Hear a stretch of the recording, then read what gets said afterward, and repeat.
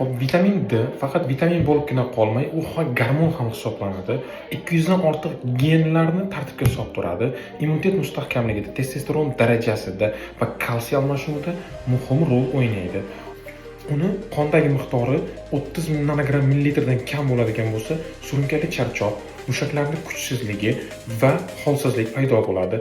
Agar 20 nanogram millilitrdan kam bo'ladigan bo'lsa, suyaklar mo'rtlashib boshlaydi, ya'ni bu suyakdagi kalsiyni qonga turbo miqdorda chiqib ketayotganini bildiradi. Hop, paratkarmon miqdori oshib boshlaydi. Ko'pincha bu holat 65 pikogram na millilitrdan oshadi. Fosfor miqdori kamayib boshlaydi. Hop, 0.8 millimol na litrda. Bu ikkilamchi paratiroid rivojlanishida kalsiyni ko'p miqdorda organizm yetishmasligi hisobiga o'rni qoplanayotganini bildiradi. Hop, vitamin D ni tekshirishga borganingizda albatta kalsiy, fosfor va paratkarmonni ham birga tekshirishingiz lozim.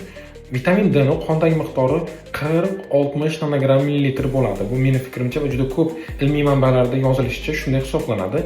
Albatta vitamin D ni korreksiyalashda, uni to'ldirishda, iste'mol qilishda vrach nazorati ostida bo'lishi lozim. O'z sog'lig'ingizga befarq bo'lmang.